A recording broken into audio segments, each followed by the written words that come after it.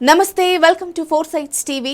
5 ఏళ్లు ప్రజలకు నవరత్నాలు, సంక్షేమ పథకాల ద్వారా ఎంతో మేలు జరిగిందని వైసీపీ ఎమ్మెల్యే అభ్యర్థి పొన్నాడ సతీష్ కుమార్ అన్నారు. జగన్ ప్రభుత్వంలో రానున్న 5 ఏళ్లు కూడా సంక్షేమ పథకాలు కొనసాగిస్తామని, దీంతో ప్రజలకు మరింత లబ్ధి చేకూరుతుందన్నారు. ముమ్మిడివరం నియోజకవర్గంలోని మత్స్యకార గ్రామాలైన పల్లం, నీలపల్లి గ్రామాలలో ఆయన ఎన్నికల ప్రచారం నిర్వహించారు. 2024లో ముమ్మిడివరం నియోజకవర్గంలో వైసీపీ జెండా ఎగురుతుందని ఆశాభావం వ్యక్తం చేశారు. శివారు మత్స్యకార గ్రామాలకు తాగునీటితో పాటు రోడ్ల సౌకర్యం కల్పిస్తామని అన్నారు. ఇక ఇదే అంశానికి సంబంధించిన మరింత సమాచారాన్ని మా ప్రతినిధి శ్రీనివాస్ అందిస్తారు. ముమ్మిడివరం వైఎస్ఆర్సీపీ అభ్యర్థిగా పొన్నాడ వెంకట సతీష్ కుమార్ పోటీ చేస్తున్నారు. ఈరోజు కాట్రేకొండ మండలం పల్లం నేలరేవులో ప్రసారం ఘనంగా నిర్వహిస్తున్నారు. ఇక్కడ అభిమానులు, మత్స్యకారులు కూడా ఆయనకి భారీ ఘన స్వాగతం పలికారు. వారినే అడిగి తెలుసుకుందాం. సార్ చెప్పండి, ఇక్కడ రేపు 2024లో మీరు ఎలాంటి విజయాన్ని సొంతం చేసుకుంటున్నారు? అలాగే ఈ ముమ్మిడివరం గ్రామాల్లో మత్స్యకారులు ఎక్కువ, వాళ్ళ సమస్యలను ఎలాంటివి గుర్తించారు? సుమారు ముమ్మిడివరం నియోజకవర్గంలో 49,000 మంది మత్స్యకారులు ఇక్కడ వేటే జీవనంగా సాగిస్తూ ఉంటారు. ముఖ్యంగా 3 మండలాల సముద్ర తీర ప్రాంతం, 190 మంది వేట మీదే జీవనం సాగిస్తూ ఉంటారు. ఇవాళ ఏదైతే ఈ ఆయిల్ కంపెనీల వల్ల ఈ ప్రాంతంలో తీవ్రమైన నష్టం జరుగుతుంది. ఆయిల్ కంపెనీల వల్ల ఇవాళ మత్స్య సంపద అంతా అంతరించిపోయే పరిస్థితి. ఏదైతే సముద్రంలో రిగ్గిలేయడం వల్ల ఆ సముద్రంలోంచి ఈ గోదావరి నది ఏదైతే ఉందో ఈ సీమౌతులో పైప్ లైన్ వేయడం వల్ల ఈ మత్స్య సంపద అంతా కూడా ఈ సీమౌతులోంచే రావాలి, గోదావరిలోకి రావాలంటే ఎక్కడ కూడా వచ్చే పరిస్థితి లేదు. డిస్టర్బెన్స్ వల్ల వచ్చే పరిస్థితి లేదు. ఓఎన్జీసీ కానీ, రిలయన్స్ కానీ, జిఎస్పీసీ గుజరాత్ పెట్రోలియం కానీ ఈ సంస్థలు ఏదైతే ఉన్నాయో ఇప్పటి వరకు ఏదైతే చేస్తున్నటువంటి ఆ కార్యకలాపాలకి తీవ్రంగా నష్టపోతున్న మత్స్యకారులకి నష్టపరిహారం ఇప్పించాలని చెప్పి ఏదైతే నా ప్రయత్నం ఏదైతే ఉందో గౌరవ ముఖ్యమంత్రి గారి ద్వారా అది మేము సఫలమే చెందాము.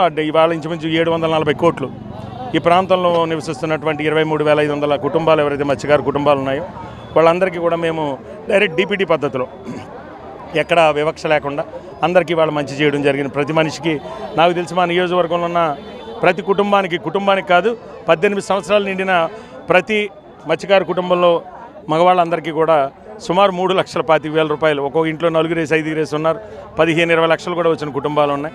ఇవాళ మీరు ఏదైతే చూస్తున్నారో అదే అభిమానం. ఇవాళ నిజాయితీగా వాళ్ళ మనిషి ఎమ్మెల్యేగా ఉన్నాడు.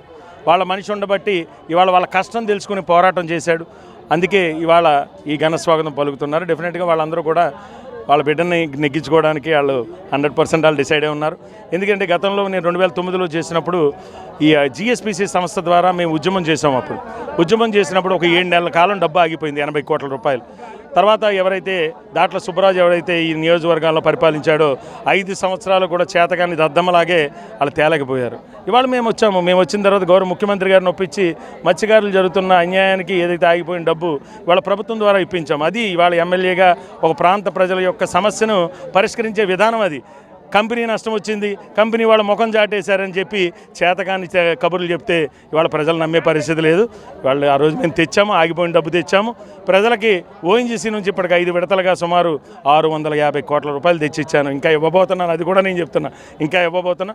డెఫినెట్గా ఈ ప్రాంతంలో ఉన్న మత్స్యకారులందరూ కూడా తమ బిడ్డ ఉండబట్టే ఇవాళ ఇంత డబ్బు తీసుకొచ్చాడనే అభిమానం వాళ్ళకు ఉంది. అభిమానమే ఇవాళ పూల వర్షంలో కానీ వాళ్ళు పలికిన స్వాగతంలో కానీ తెలియజేస్తున్నారు. అలాగే తెలుగుదేశం పార్టీ సూపర్ 6 పథకాలతోటి వచ్చింది. ఎందుకంటే ఈ పథకాలు ఇవ్వగలుగుతారా? చంద్రబాబు నాయుడు నమ్మి పరిస్థితులు ఇవాళ ఆంధ్రప్రదేశ్లో ఉన్న ప్రజలు ఎవరు లేరు. ఇప్పటికే ఏదైతే 2014లో ఆయన ఇచ్చిన ఏ హామీ నిలబెట్టుకోలేదు సరికదా దానికి కుంటి సాకులు చెప్తూ ఇవాళ ఆయన పరిపాలన చేసిన దానికే ఇవాళ 23 సీట్లకే పరిమితం అయ్యాడు. ఇవాళ చంద్రబాబు నాయుడు సూపర్ 6 కాదు సూపర్ 600 పెట్టినా ప్రజలు ఎవరు నమ్మి పరిస్థితి లేదు. జగన్మోహన్ రెడ్డి గారి క్రెడిబిలిటీ, జగన్మోహన్ రెడ్డి గారి మీద విశ్వసనీయత ఇవాళ ప్రజలందరూ కూడా అన్నాడంటే చేస్తాడు, మాట ఇచ్చాడంటే చేస్తాడని ఒక నమ్మకం ఉంది. డెఫినెట్గా ఇవాళ మొన్నటి మీద 2019 మీద మంచి రిజల్ట్ ఇవాళ మేము చూడబోతున్నాం. ఇవాళ మనం తీర గ్రామాల్లో పర్యటించాం, నేలపల్లి కావచ్చు, అలాగే ఇవాళ మత్స్యకార గ్రామాలైన నేలపల్లి కావచ్చు, అలాగే మనం నేలరేవు కావచ్చు, పల్లం కావచ్చు, మనం స్వయంగా చూసుకుంటూ వచ్చాం. ఇలాంటి అభిమానం ఏ నాయకుడు ఉన్నదంటే అతిశక్తి కాదు. కానీ మీరు రేపు రాబోయే ఎన్నికల్లో నెగ్గిన తర్వాత ఎలాంటి అభివృద్ధిని వీళ్ళకి అందించబోతున్నారు? ఈ ప్రాంతంలో ప్రధానంగా మంచినీటి సమస్య. నేను ఈ 2019లో రెండోసారి ఎమ్మెల్యే అయిన తర్వాత ఇప్పటికి 118 ట్యాంకులు నిర్మాణం చేసి ప్రజలకు అందుబాటులో తీసుకొచ్చి మంచినీటి సమస్య తీర్చాను నేను. ప్రధానంగా ఉన్నటువంటి మంచినీటి సమస్య, ఇక్కడ నిరక్షరాస్యత ఎక్కువ, పిల్లలందరినీ చదివించాలనేది ఒకటి మా కాన్సెప్ట్. డెఫినెట్గా జగన్మోహన్ రెడ్డి గారు ఏదైతే విద్యా వ్యవస్థలో తీసుకొచ్చిన మార్పుతో పిల్లలందరూ బాగా చదువుకుంటున్నారు. వీళ్ళకి మౌలిక సదుపాయాలు, ఒక డ్రైనేజ్ వ్యవస్థ కానీ, రోడ్లు కానీ ఇప్పటికే ఈ 5 సంవత్సరాల్లో కొంతగా మనం చేయడం జరిగింది. డెఫినెట్గా రేపు రాబోయే రోజుల్లో కూడా ఇవాళ మత్స్యకారుల పట్ల అమితమైన ప్రేమ చూపిస్తున్నటువంటి జగన్మోహన్ రెడ్డి గారు ఆయన ఆధ్వర్యంలో మేము ఈ గ్రామాలను అభివృద్ధి చేస్తాం. వీళ్ళందరికీ కూడా అంటే కనెక్టివిటీ, రోడ్ కనెక్టివిటీ తక్కువ ఉంటుంది వీళ్ళందా కూడా. అలాగే వైద్య సదుపాయం వీళ్ళకి అందించాలి. డెఫినెట్గా ఈ రెండు కూడా మెయిన్ ప్రయారిటీలో జగన్మోహన్ రెడ్డి గారు తీసుకున్నారు కాబట్టి వీళ్ళందరికీ కూడా రేపు ప్రభుత్వం తరపున ప్రభుత్వం ఒకటి ఉంది, ప్రభుత్వం ద్వారా సాయం అందుతుంది, ప్రభుత్వం ద్వారా మాకు మంచి జరుగుతుందనే నమ్మకం కలిగించిన ప్రభుత్వం స్వతంత్రం వచ్చిన తర్వాత ఏదన్నా ఉంది అని అంటే అది వైఎస్ఆర్ కాంగ్రెస్ ప్రభుత్వం జగన్మోహన్ రెడ్డి గారి నాయకత్వంలో అని చెప్పి ఘంటాపథంగా నేను చెప్పగలుగుతాను. ఈ పల్లం గ్రామంలో ఈ పల్లం గ్రామం అలాగే నేలరేవు గ్రామాల్లో ఇవాళ పొన్నాడు వెంకట సతీష్ కుమార్ గారు పర్యటించారు.